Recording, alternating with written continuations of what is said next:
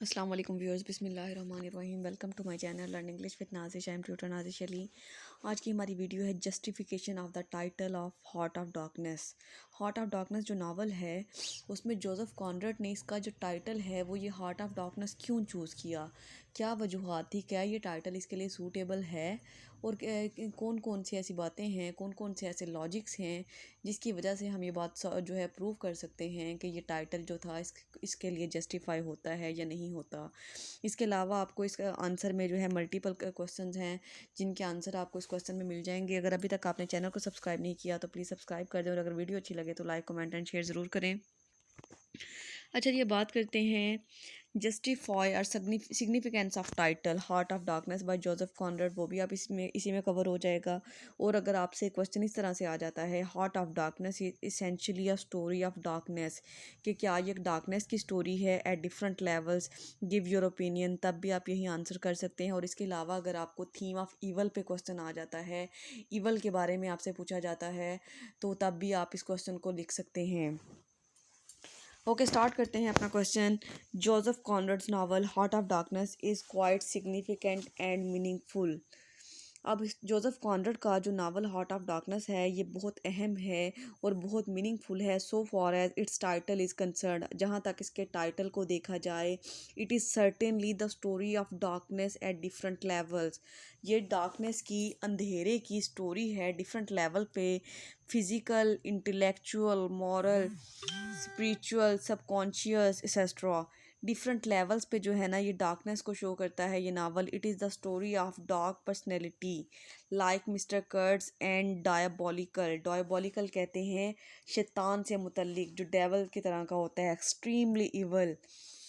Possession कहते हैं मलकियत को, कि यानी इसमें जो है एक डार्क पर्सनैलिटी है मिस्टर कर्ट्स की, जिसके ज़रिए डार्कनेस को दिखाने की कोशिश की गई है कि वो किस तरह का इवल करेक्टर होता है, कितना जो है बुरा होता है। The title basically refers to the dark African continent. Main जो इसका टाइटल जो है ना वो अफ्रीकन कॉन्टिनेंट, यानी वो जो साउथ अफ्रीका के जो ब्लैक पीपल होते हैं ना, जैसे जिन्हें लोग बहुत कमतर समझते हैं, बहुत जो है उनको लो लेवल पीपल समझा जाता है, उनको उनसे गुलामों की तरह सलूक किया जाता है, उनको रेफ़र करता है ये title. Literally it means the innermost region of the territory. लेकिन अगर लिटरली देखा जाए तो इसका मतलब जो है ये है कि which was in those days still in the process of being explored and inhabitant still led a primitive life.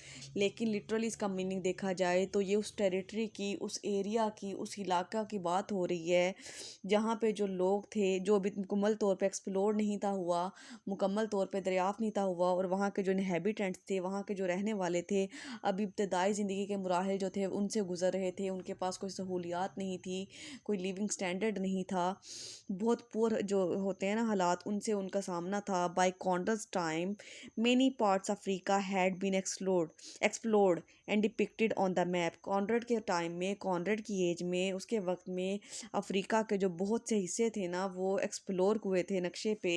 Even then Africa was still known as the dark continent. लेकिन अफ्रीका जो है उसको अभी तक भी डॉग कॉन्टिनेंट के नाम से जाना जाता है। While portraying the dark continent of Africa particularly the Congo. जब हम डार्क कॉन्टिनेंट ऑफ अफ्रीका की बात करते हैं, ख़ास तौर पे कॉन्गो, कॉन्गो जो है ना वहाँ पे एक रिवर है।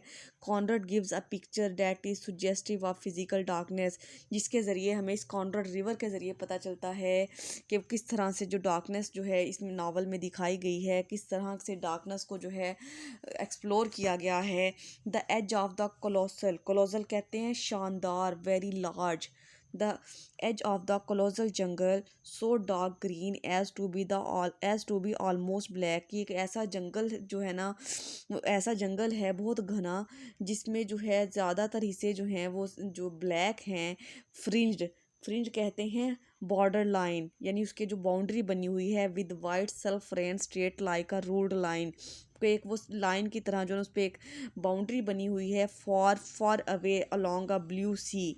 और उससे दूर दराज जो है ना एक नीला समंदर है, whose glitter was blurred by creeping mist, creeping कहते हैं रेंगना, कि उसकी जो रोशनी है, उसकी जो चमक है, दूर दूर तक जो है ना ब्लर होके जो है थोड़ी बहुत नज़र आती है, लेकिन वो जो घना जंगल है वो एक मुकम्मल अंधेरा ही अंधेरा है वहाँ पे। Everything in the novel is overshadowed by the darkness. अब नावल में हर चीज़ जो है वो डार्कनेस से ओवरशैडो उसको किया गया है, उसको जो है सिंबलाइज किया गया है। The sky is overcast by the dark clouds, के जो आसमान है उस पे डार्क क्लाउड्स, जो काले बादल हैं वो छाए हुए हैं। The Congo river is invisible in the dark fog. अब जो कॉन्गो रिवर है वो डार्क फॉग की वजह से, काली धुंध की वजह से इनविजिबल हो गया है, नज़र भी नहीं आ रहा। All kinds of evil forces are hidden behind the dark bushes and thick foliage. foliage कहते हैं पत्तों को, लीव्स को, लीव्स भी आप इसकी जगह पे लिख सकते हैं, कि इसका मतलब है कि जितनी भी बदियां हैं, जितनी भी बुराइयां हैं, बुरी फोर्सेस हैं, वो डार्क बुशेस में, जो काली झाड़ियां हैं, घनी झाड़ियां और पत्ते हैं ना, उनके पीछे छुप गई हैं। मतलब बुराई को जो है दबा दिया गया है, और कोई उसके लिए, उसके हक के लिए, अपने हक के लिए जो है आवाज़ नहीं उठाता। Even the hearts of man are under the influence of darkness of evil, कि लोगों के जो दिल हैं वो भी जो हैं बदी की वजह से, बुराई की वजह से काले हो चुके हैं, स्याह हो चुके हैं। The atmosphere of the central station is that of the decay and death. अब अगर सेंट्रल स्टेशन के एटमॉस्फेयर की, वहाँ के माहौल की, वहाँ के फ़िज़ा की बात की जाए तो वहाँ पे भी आपको बर्बादी और मौत के अलावा कुछ भी नज़र नहीं आता। When Marlow reach this station he finds an undesired railway track lying on its back with its wheels in the air। जब मार्लो जो है रेलवे स्टेशन पे पहुंचता है तो वो क्या देखता है कि एक रेलवे की जो पटरी है वहाँ पे एक गाड़ी जो है, एक जो ट्रेन है वो ऐसे उल्टी पड़ी हुई है जैसे किसी जानवर की मुर्दा लाश मर के उल्टी पड़ी हुई होती है। The thing looked as red as the carcass of some animal, की यानी जो वो चीज़ें वहाँ पे इस तरह से मरी हुई पड़ी हैं जैसा कि कोई मुर्दा जानवर की लाश पड़ी हुई होती है। The title of the story also suggest inner darkness. अब जो टाइटल है स्टोरी का वो इनर डार्कनेस को भी शो करता है। कैसे करता है? Physical darkness of Congo is only suggestive, कि उसके जो हमने ऊपर वो फिजिकल डार्कनेस की बात की है, वहाँ के बुशेस की बात की है, आसमान की बात की है, फ़िज़ा की बात की है, वो तो सुजेस्टिव हैं, लेकिन of the physical aspects of the novel which is incomplete without thorough investigation of deeper meaning. लेकिन अब हमने अगर हम उसके डीपर मीनिंग में नहीं जाएंगे, कि हम ये नहीं जानेंगे कि ये जो ब्लैकनेस है, ये जो डार्कनेस है, किस चीज़ को सिम्बोलाइज कर रही है, तो हम इस नावल का, इस टाइटल का कंप्लीट मतलब नहीं समझ सकते। Marlow's exploration of the Congo can be studied as his exploration of the inner recesses of his own mind.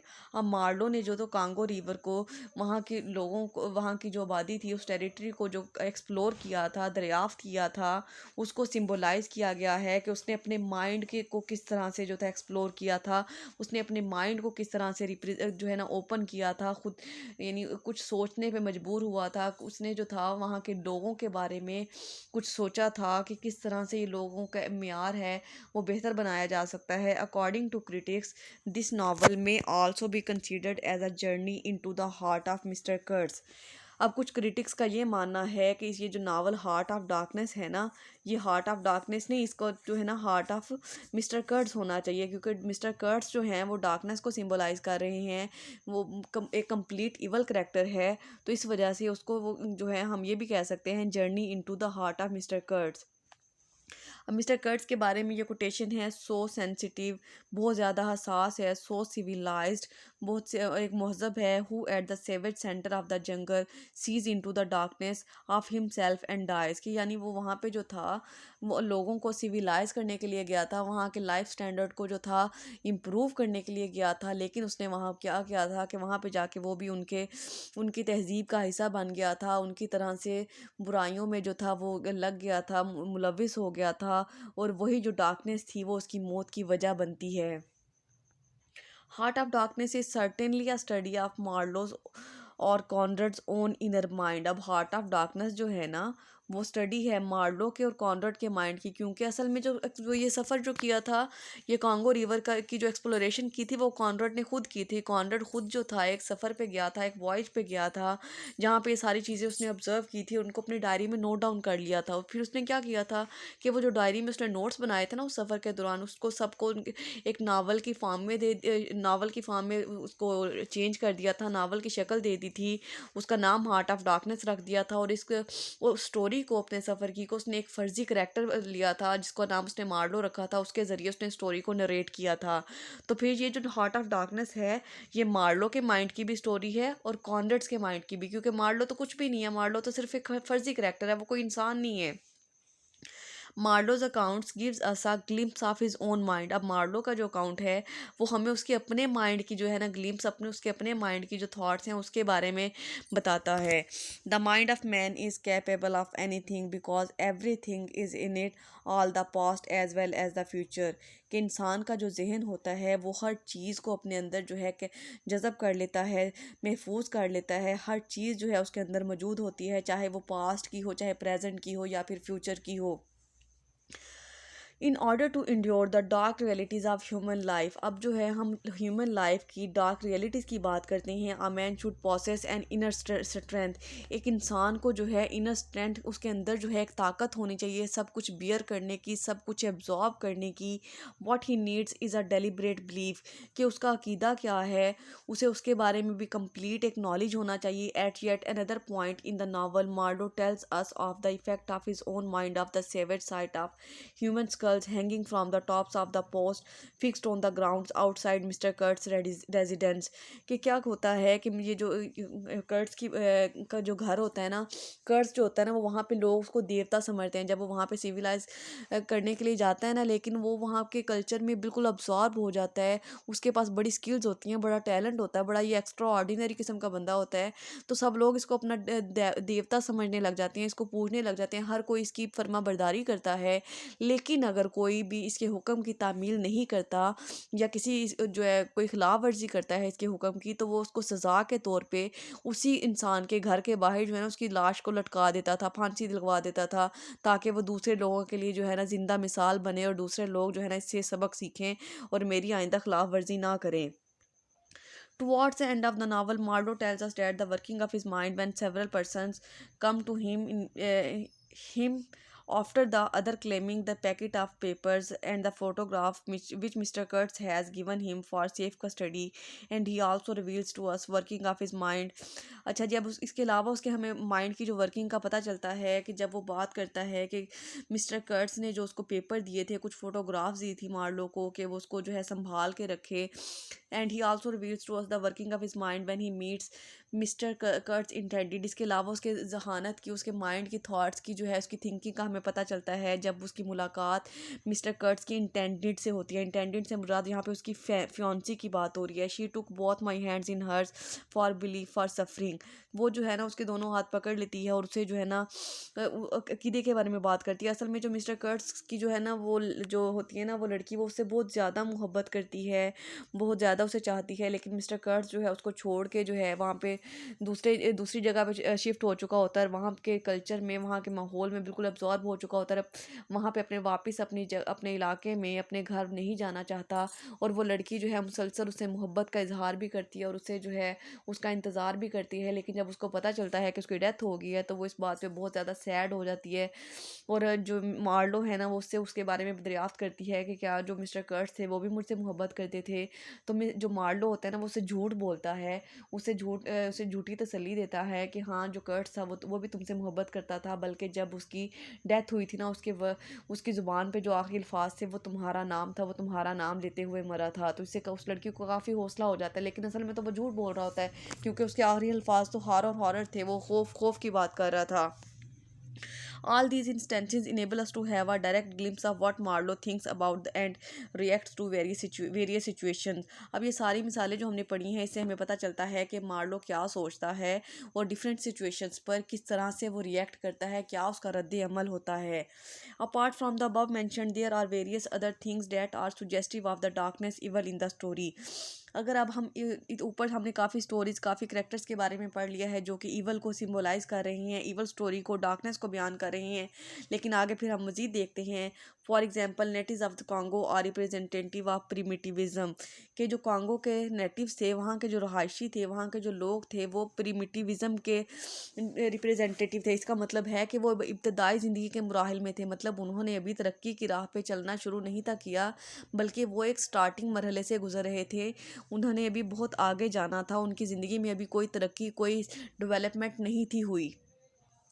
कर्ट्स came to Africa with mission to civilize these natives. अब Kurtz का जो Africa आने का मकसद ये था कि वो यहाँ के लोगों को, यहाँ के नेटिव्स को सिविलाइज करे, उनको तहजीब सिखाए, उनको अच्छा इंसान बनाए, and to dispel the darkness of their uncivilised life, और उनकी ज़िंदगी के जो अंधेरे हैं, जो डार्कनेस है, उसको ख़त्म कर दे और उनको अनसिविलाइज से सिविलाइज्ड बना दे। Rather this turn fertile and led to destruction. लेकिन क्या होता है कि ये जो है, ये उसकी कोशिश बिल्कुल बेकार जाती है और उसकी तबाही का सबब बनती है, क्योंकि वो ऐसा नहीं करता, वो जिस मकसद के लिए आया होता है वो भूल जाता है। We can call as a darkness in the form of unspeakable rites the natives took for granted Mister Kurtz as their man god. लेकिन क्या होता है कि वहाँ के लोग जो है ना, उसको अपना गॉड समझने लग जाते हैं, देवता समझने लग जाते हैं। They perform the rites of sacrificing young man for the sake of keeping him healthy and strong does not let Mister Kurtz to leave. अब वो क्या करते हैं, वहाँ के जो लोग होते हैं ना, वो इतने पागल हो जाते हैं उसके लिए, इतना उनको जुनून उसका चढ़ जाता है कि वो जो है ना अपने नौजवानों की कुर्बानी कर देते हैं, उसके कुर्बान करते हैं उसके लिए, ताकि जो मिस्टर कर्ट्स है ना, वो उसको हेल्थी और स्ट्रॉन्ग लाइफ मिले, उसको सेहत अच्छी हो, उसकी तंदुरुस्ती के लिए ना अपने नौजवानों को कुर्बान कर देते हैं। इस तरह के उनके सस्पिशियस बिलीव होते हैं, क्योंकि वो बहुत बैकवर्ड पीपल होते हैं, और वो किसी भी सूरत में ना मिस्टर कर्ट्स को वहाँ से जाने नहीं देते। और फिर वो मिस्टर कर्ट्स को जब वहाँ से इतना ऑनर मिलता है, इतनी इज्जत मिलती है, तो वो भी वहाँ से नहीं जाना चाहता। The skulls on the post where of these sacrifices, और उनके जो स्कल्स होती हैं ना, जो खोपड़ियाँ होती हैं, वहाँ जो सेक्रीफाइस होते हैं, वो वहाँ पे लटकाई हुई होती हैं उन्होंने। Further the meeting of Marlow with the manager and later on with Kurtz makes us more aware of the prevailing darkness in this aspect. अब क्या है कि मज़ीद जब मार्लो की मुलाकात मैनेजर के साथ होती है और बाद में मिस्टर कर्ट्स के साथ होती है, तो हो मज़ीद हमें जो है ना, वो डार्कनेस के जो एक्सपेक्ट्स हैं, डार्कनेस के पहलू हैं, वो उनके पता चलते हैं। वेल्टन एलन राइटली ऑब्जर्व, एक क्रिटिक हैं, वो क्या कहते हैं इसके बारे में, the heart of darkness title is at once the heart of Africa. कि हार्ट ऑफ डार्कनेस जो नावल है, ये जो टाइटल है ना, ये असल में हार्ट ऑफ अफ्रीका है, द हार्ट ऑफ ईवल है, मतलब बुराइयों का दिल है। Everything that is nihilistic, nihilistic कहते हैं गैर हकीकी, अनरियल, करप्ट, एंड मेलिन, मेलिन कहते हैं विक्ड को, डिस्ट्रक्टिव को, and perhaps the heart of man. कि यानी यहाँ पे हर चीज़ जो है ना, हार्ट ऑफ डार्कनेस में अंधेरों को सिंबलाइज करती है, बुराइयों को सिंबलाइज करती है, इवल को, डिस्ट्रक्शन को, करप्शन को, हर चीज़ जो है ना इसमें बुरी ही बुरी है। तो ये सारे पॉइंट्स जो हमने पढ़े हैं, ये सारे जो है डार्कनेस को जो है वो सिंबलाइज कर रहे हैं। Therefore the title of the novel is quite appropriate, the darkness blackness both in the literal and metamorphic sense overshadows the plot. कि ये जो टाइटल उसने जोसेफ कॉनरैड ने हार्ट ऑफ डार्कनेस के लिए चूज़ किया है, ये बिल्कुल अप्रोप्रिएट है, क्योंकि जब पूरे नावल में ही डार्कनेस है, उसके करैक्टर्स में, उसकी स्टोरी में, उसमें अफ्रीका में, हर जगह जब डार्कनेस ही डार्कनेस है, तो इसका नाम जो टाइटल था ना, वो यही होना चाहिए था।